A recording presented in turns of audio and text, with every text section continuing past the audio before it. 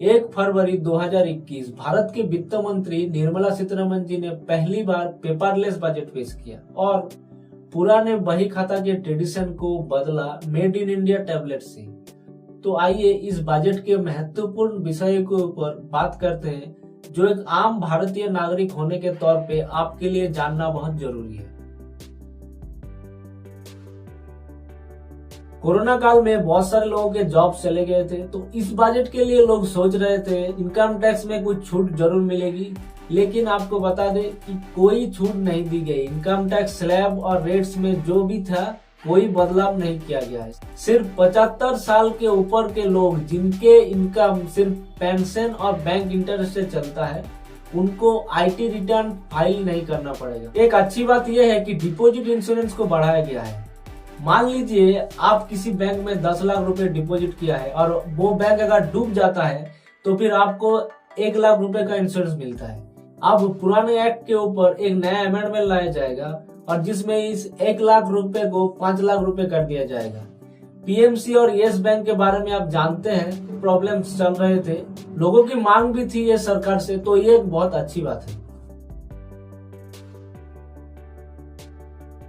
अब बात करते हैं सरकार ने किन किन चीजों पे टैक्स बढ़ाया है और किन किन चीजों पे टैक्स घटाया है। सरकार ने steel, gold, silver, nylon clothes इनमें कस्टम ड्यूटी घटाया है, तो इन सब के जो प्रोडक्ट्स होते हैं उनके दाम घट जाएंगे।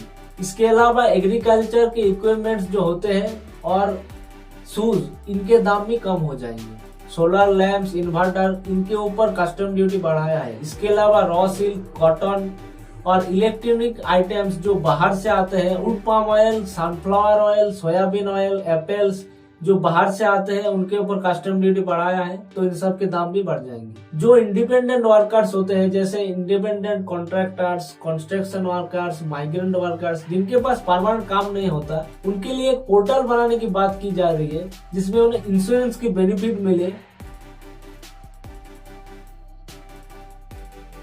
कोरोना काल में 2-3 मिनी बजट के बाद इस बजट में सबसे ज्यादा फंड अगर दिया है तो वो हेल्थ सेक्टर को दिया है सरकार ने। स्वास्थ्य मंत्रालय को 2.23 लाख करोड़ का घोषणा किया है, जो पिछले साल के मुकाबले डबल से भी ज्यादा। इसमें कोविड-19 के वैक्सीन डेवलपमेंट के लिए 35,000 करोड़ अलग से दिया गया है और वित्त मंत्री जी ने ये भी कहा है कि अगर और जरूरत पड़ेगी तो और दिया जाएगा।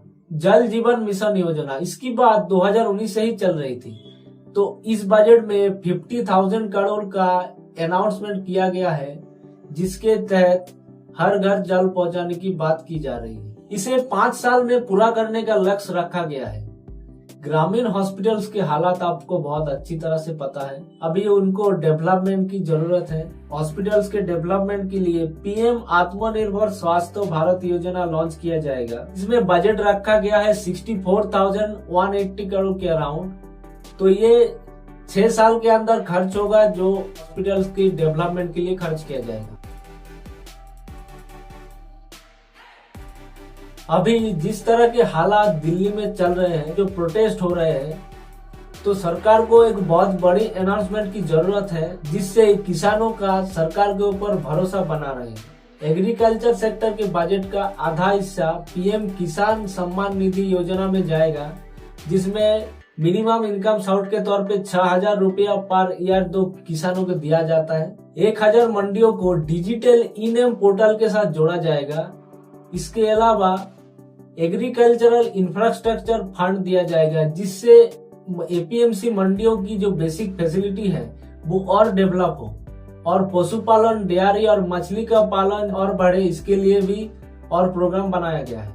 आर्थिक वर्ष 2022 तक 16.5 लाख करोड़ का ऋण देने की टारगेट है सरकार का। एग्रीकल्चर सेक्टर में एक और प्रयोग हो रहा है समुद्री शैवाल की खेती। इसे प्रमोट करने के लिए तमिलनाडु में एक सीवेड पार्क बनाया जाएगा जिसमें समुद्री शैवाल की खेती होगी। समुद्री शैवाल वायु से कार्बन डाइऑक्साइड सोख लेती है, इससे पॉल्यूशन पे भी कंट्रोल होता है, तो ये एक बहुत अच्छी बात है। स्टार्टअप्स को और बढ़ाने के लिए 1% कंपनी इनिशिएटिव को चालू करने की बात कही गई है।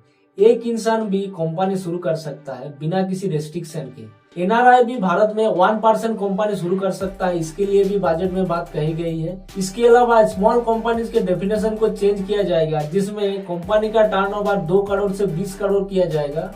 इससे नई स्टार्टअप्स को बूस्ट मिलेगी और ज्यादा पेपर वर्क भी नहीं करना पड़ेगा।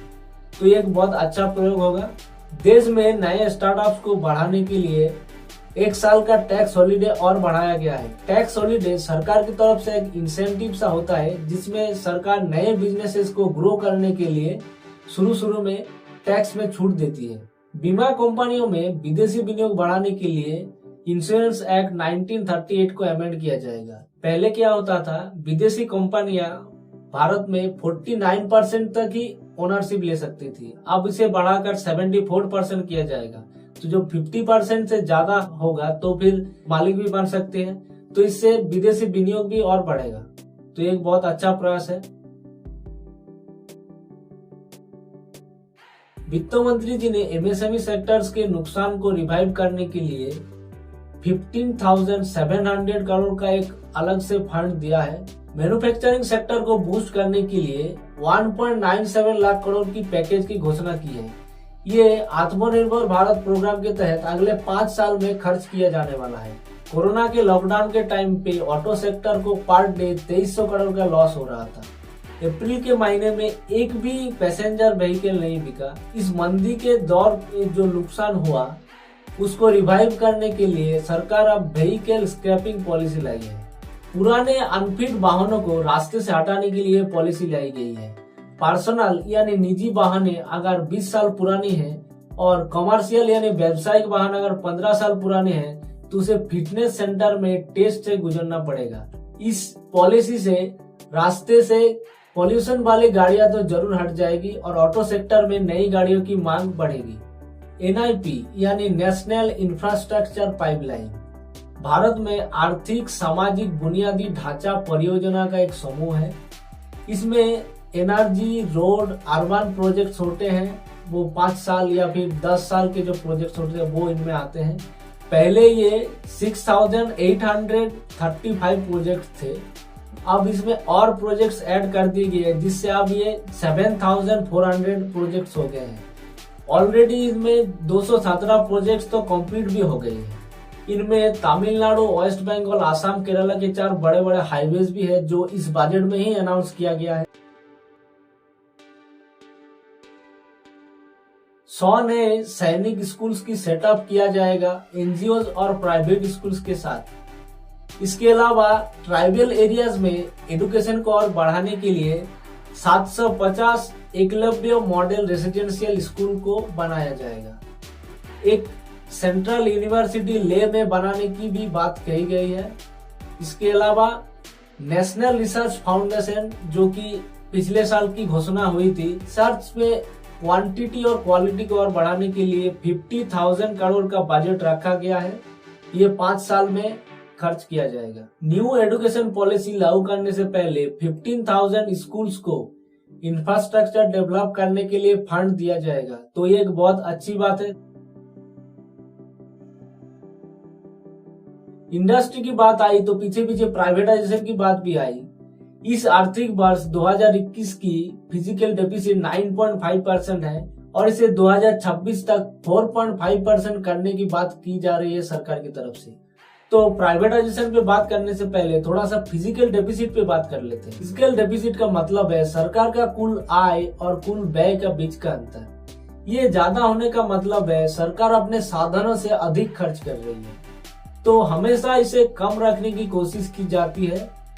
इससे देश की इकोनॉमी मजबूत होती है। ज्यादा पैसा तो हेल्थ सेक्टर में चला गया, तो सरकार को अभी पैसे की जरूरत है, तो इसलिए सरकार अब प्राइवेटाइजेशन की तरफ भाग रही है। इसको नाम दिया है स्ट्रेटेजिक डिसइन्वेस्टमेंट। मैं इसमें नहीं जाऊंगा कि प्राइवेटाइजेशन अच्छा है कि बुरा है, पर आप कुछ नाम जान लीजिए जो प्राइवेटाइजेशन होने वाला है। BPCL, Air India, Shipping Corporation of India, IDBI Bank, BEML, Pawan Hans, Container corporation of India.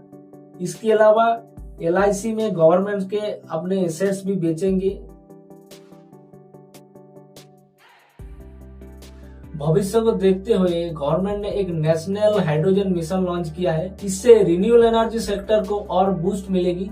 एक डीप ओशियन मिशन लॉन्च किया जाएगा जो समुद्र की गहराई में जाके रिसर्च करेगी। इसकी बात 5-6 साल पहले से ही चल रही थी, पर अब इस बजट में 4000 करोड़ का एक फंड रखा गया है जो आगे रिसर्च को बढ़ाएगी। बजट के अगले दिन ही मार्केट बहुत ऊपर गया। 1997 के बाद ये पहली बार मार्केट इतना ऊपर गया है, तो बजट के लिए एक शुभ संकेत जरूर है। तो ये थे बजट 2021 के कुछ महत्वपूर्ण विषय। आशा करते हैं कोविड-19 के कारण देश को जो भी नुकसान हुआ इस बजट से उसे निपटने में बल मिलेगा। आपको कैसा लगा बजट आप कमेंट में जरूर लिखिए और इस वीडियो को ज्यादा से ज्यादा अपने दोस्तों से शेयर कीजिए। बहुत बहुत धन्यवाद।